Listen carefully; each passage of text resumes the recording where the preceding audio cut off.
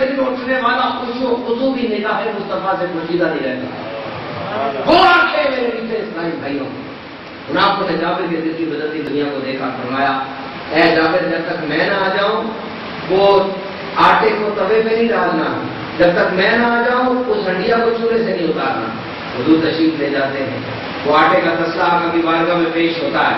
آقا علیہ السلام اپنا لعاب دہن دھوپ مبارک اس آٹے پہ لگا دیتے ہیں. ارشاد فرماتے ہیں اپنی عورت سے کہتے اس آٹے کو دوبارہ گھوم دے تاکہ دھوپ مبارک کی برکت پورے آٹے کے اندر پھیل جائے. اور میں تیری خاتون سے گوندا نہیں جائے گا، مدینے کی دوسری عورتوں کو بھی بلا لے. اور وہ ہنڈیا کے پاس جاتے ہیں، ڈھکنا ہٹاتے ہیں، دھوپ مبارک ہنڈیا کے اندر ڈال دیتے ہیں. فرماتے ہیں ڈھکنا اٹھا کر نہیں دیکھنا، جتنا چاہے نکالتے جانا. میٹھے اسلامی بھائیوں، خندق کے صحابہ کتار میں بیٹھ چکے ہیں، روٹی پہ روٹی آ رہی ہے، بوٹی پہ بوٹی آ رہی ہے. جابر نے کھایا، جابر کے گھر والوں نے کھایا، خندق کے صحابہ نے پورے مدینے نے کھایا. 3 دن تک جابر کے گھر کا لنگر چل رہا ہے، کھانا ختم نہیں ہو رہا، آٹا ختم نہیں ہو رہا. میرے گھر میں کھانا پڑا ہوگا، آٹا فریج میں ہوگا، ایک دن کی دہلیز پار کرے گا، آٹے سے بو آ جائے گی، سارے ہاتھ چھوڑ دے گا.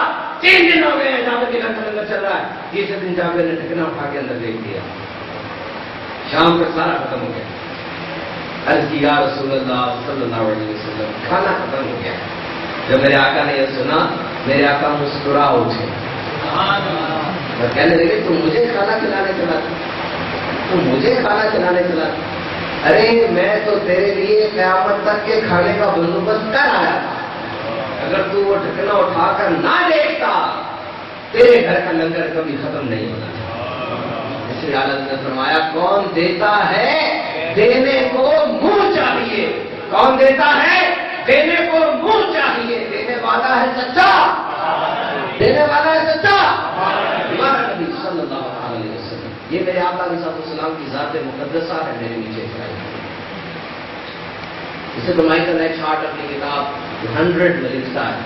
ایک جیفرسونین لبرل تھا مائیکل ایچ ہارٹ، بہت بڑا رائٹر تھا، پی ایچ ڈی بھی کی اس نے، he was a doctor also.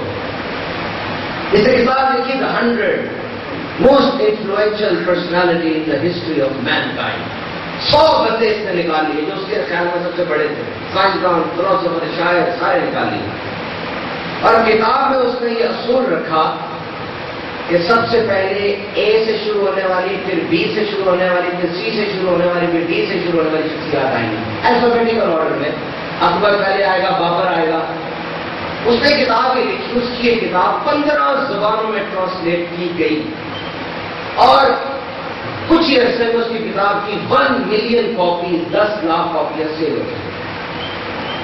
کتاب مل جاتی ہے، عام انٹرنیٹ سے بھی اویلیبل ہے، بڑے بڑے بک اسٹورس پر بھی مل جاتی ہے. وہ کتاب ہم حاصل کرتے ہیں، اس کتاب کو ہم کھولتے ہیں کہ دیکھیں الفابیٹیکل آرڈر سے اس نے پرسنالٹیز کے نام لکھے ہیں. سب سے پہلے اس نے کس شخصیت کا نام لکھا ہوگا؟ دل میں بات آتی، پکڑا کھولا، حیران رہ گئے کہ سب سے پہلا نام امام الانبیاء محمد مصطفیٰ صلی اللہ تعالیٰ علیہ وسلم کا ہے. اب یہ دونوں طریقے سے بات سمجھ میں نہیں آئی. پہلی تو بات وہ خود ایسٹروفزسٹ ہے اور وہ مطلب ایک پر ایمان نہیں لے کر آیا، پھر اس نے ان کا نام پہلے کیسے لکھ دیا. اور نمبر 2 بات یہ کہ وہ تو ABCD کے ساتھ چل رہا تھا، M والے محمد صلی اللہ علیہ وسلم کا نام سب سے پہلے کیسے آ گیا؟ اس سے یہ ٹاک شو میں پوچھا گیا کہ why you have violated your own set principle, you have written the name of this personality above all, and when you open your book the first name is of that personality, why you have done this? اس نے کیا جواب دیا؟ سنو وَرَفَعْنَا لَكَ ذِكْرَكَ، اے حبیب تیرا ذکر ہم نے بلند کر دیا ہے. اس کافر کی زبان حضرت مصطفیٰ صلی اللہ علیہ وسلم کہتا ہے کہ I have picked out all the set standards of the humanity, the standard of ethics, the standard of tranquility, all the standards which all the cultures in the entire human mankind has built up. I have picked all these standards. Then I have matched these standards with the personality of Muhammad sallallahu alaihi wasallam. When I have matched, I have compared these standards with the personality of this prophet. I was shocked that all the standards were shattered and destroyed. That personality was Allah.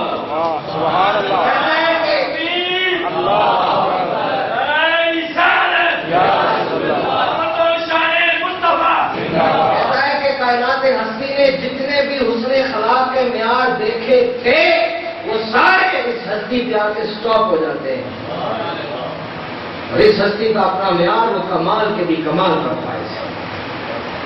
میٹھے اسلام بھائیوں، یہ میرے آقا میٹھے مصطفیٰ صلی اللہ علیہ وسلم کی ذات مبارکہ ہے کہ فرمایا وَرَفَعْنَا لَكَ ذِكْرَكَ، اے حبیب تیرے لیے تیرے ذکر کو بلند کر دیا ہے۔ صلو علی الحبیب صلی اللہ علیہ محمد وعلی آلہ وسلم۔ میٹھے صاحب بھائیوں، یہ تو عشق مصطفیٰ صلی اللہ علیہ وسلم کا بیان شروع ہو گیا جس کی کوئی انتہا نہیں، چلتا رہے گا چلتا رہے گا چلتا رہے گا، ختم نہیں ہوگا۔ کیونکہ یاد رکھو دین اسلام سارا کا سارا اسی ذات کا نام ہے۔ بڑی بات ہے یہ، بہت سنیے۔ قرآن کو ایمان کہتا ہے یہ، اور ایمان کہتا ہے میری جان ہے یہ، یعنی ایمان نہیں، ایمان کی بھی جان کو ذات مصطفیٰ۔ کوئی آتا ہے غیر مسلم آپ سے پوچھتا ہے کہ how I can get guidance from your religion, what are the pillars of guidance, give me the code, when I want to get some guidance. وہ گائیڈنس دینا چاہتا ہے، اس کو بھی نماز روزہ حج زکات کا نہیں پتا، وہ دیکھتا ہے کہ what are the set pattern of guidance in your principle, in your religion۔ آپ اسے کیا کہتے ہیں؟ آپ کہتے ہیں کہ یہ قرآن ہے، حدیث ہے، اجماع ہے اور اجتہاد ہے۔ These are the four set pillars۔ یہی ہے نا، قرآن، سنت، اجماع اور اجتہاد، یہ چار پلرز ہیں، مین پلرز جن سے آپ گائیڈنس لیتے ہیں۔ اب دیکھو یہ چاروں اسلام کے مین پلر، ان کا حضور کی ذات سے کیا تعلق؟ قرآن کیا ہے؟ قرآن کی ڈیفینیشن ہی یہی ہے، وہ کتاب جو نبی پر نازل کی گئی۔ سنت اور حدیث وہ تو ہے ہی جو سرکار نے کیا، ان کے سامنے کیا گیا، آپ نے خاموشی اختیار کی۔ اجماع، اس نبی کی امت کے لوگ جس بات پر متفق ہو جائیں گے اس بات کو دین اسلام کے اصول کا درجہ حاصل ہو جائے گا۔ اب یہ کوئی اور لوگ متفق ہو جائیں تو دین اسلام کا اصول بنے، ایسا نہیں ہے، یہ بھی اسی نبی کی امت کو اجازت ملا کہ یہ جس پر متفق ہو جائیں گے دین اسلام کا اصول بن جائے گا۔ اس کا تعلق بھی ڈائریکٹ آنا بھی ذات سے ہو گیا۔ اور اشتہار، بڑا فقیہ، بڑا مفتی، پروفیسر آف اسلام، وہ ایک مسئلے کا حل نکالتا ہے اپنی استطاعت سے، اپنے نالج سے، اشتہار کرتا ہے، مجتہد ہوتا ہے، اس اصول کو بھی دین اسلام کے اصول کا درجہ مل جائے گا۔ ہمارے شریعت میں لکھا ہے کہ مجتہد حضور کی حدیث کو دیکھتے ہوئے اس کے قریب ترین مسئلہ بنا کرے گا تو اس کا اشتہار ٹھیک ہوگا۔ یعنی ثابت ہوا کہ قرآن ہو، حدیث ہو، اجماع ہو، اشتہار ہو، چاروں کا تعلق ڈائریکٹ میرے آقا کی ذات سے ہو گیا۔ اور بھی اے باری تعالیٰ تیرے دیے رستے پہ چلنا، اے باری تعالیٰ تجھے راضی رکھنا، اے باری تعالیٰ جس طرح تو خوش ہوتا ہے اس طرح جینا ہے، کیا کرے؟ فرمائے سستی کی پیروی کرو، ان کو نمونہ کامل بناؤ۔ اب یہ نمونہ کامل بننا ہے تو اس ہستی کی ذات کو سیکیور کرنے کے لیے خدائی انتظام ہمیں نظر آتا ہے۔ حضور کا وصال ہوتا ہے، وصال ظاہری کے بعد سرکار کی شان پہ کتابیں لکھی جانی شروع ہو جاتی ہیں۔ کوئی رائٹر حضور کی دیوی نماز کو پکڑ لیتا، کوئی رائٹر حضور کے دیوی زکات کے طریقے کو پکڑ لیتا، کوئی رائٹر آپ کے حج کے طریقے کو پکڑ لیتا، کوئی رائٹر آپ کی دیوی شریعت کو پکڑ لیتا، کوئی رائٹر اور کچھ آپ کی زلفوں کو پکڑ لیتا، کوئی رائٹر آپ کی اداؤں میں لکھنا شروع کر دیتا، کوئی رائٹر آپ کی ازواج پر، آپ کی حسن اخلاق پر، آپ کی سخاوت پر۔ الغرض آج دین اسلام کی لائبریریز میں جو لاکھوں کروڑوں اربوں کتابیں موجود ہیں، میٹھے اسلامی بھائیوں، وہ ساری دین اسلام کی کتابیں کچھ نہیں، صرف آقا علیہ السلام کی ذات کے افعال کا تذکرہ ہے، بس یہ آپ کی ذات کے اوپر لکھی گئی ہے ساری۔ کتنی بڑی ذات ہے یہ، اور یہ حضور کی ذات کا ظاہری پہلو ہے، باطنی پہلو سنو۔ جو باطن ہوتا ہے نا، مسٹیکل جو نظر نہیں آتا، جس کو باطن کہتے ہیں، mystical aspects, six sense and this like this, metaphoric abstract ہے، باطنی پہلو حضور کی ذات کے۔ یہ تو ظاہری پہلو بیان کیا میں نے، باطنی پہلو یاد رکھو۔ حضور کی ذات کے جو باطنی پہلو، کروڑوں اربوں کھربوں پہلو ہے باطنی، ان کی احاطہ کرنا، ان کو کور کرنا یہ انسان کے بس کی بات ہی نہیں ہے، محال ہے۔ لیکن ان کروڑوں اربوں کھربوں باطنی پہلوؤں میں سے چند کو پکڑا اور ان چند کی تشریح کے لیے پورا علم تصوف ایجاد کیا گیا ہے۔ اور اس علم تصوف کو بیان کرنے کے لیے غوث آئے، قطب آئے، ابدال آئے، درویش آئے، صوفی آئے، ساری زندگی مجاہدے ریاضات کرتے رہے، کتابیں لکھتے رہے تصوف کے اوپر، لیکن جب ان کا وصال ہوا کیا کہا؟ قلم ٹوٹ گئے،